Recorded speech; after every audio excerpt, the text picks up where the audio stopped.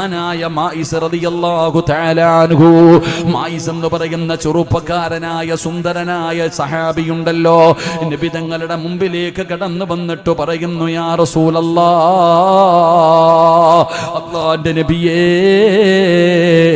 എന്നെ ഒന്ന് ശുദ്ധീകരിക്കണം നബിയേ, എന്നെ ഒന്ന് ശുദ്ധീകരിക്കണം നബിയേ.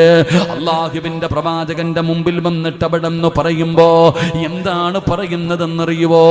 നബിയേ, ഞാൻ വ്യഭിചരിച്ചു നബിയേ, അതുകൊണ്ട് എന്നെ ഒന്ന് ശുദ്ധീകരിക്കണം നബിയേ. അല്ലാഹുവിന്റെ പ്രവാചകൻ കേൾക്കാത്തതുപോലെ അഭിനയിക്കുകയാണ്. പോമായിസ് നബി തങ്ങൾ അവിടെ നിന്ന് പറഞ്ഞു വിടുകയാണ്. അല്ലാഹുവിന്റെ റസൂല് കേൾക്കാഞ്ഞിട്ടല്ല, കാരണം ഇസ്ലാമിന്റെ നിയമം എന്തെന്നറിയുവോടാ ചെറുപ്പക്കാരാ? വ്യഭിചരിച്ചവനെ എറിഞ്ഞു കൊല്ലണമെന്നാണ് ഇസ്ലാമിന്റെ നിയമം.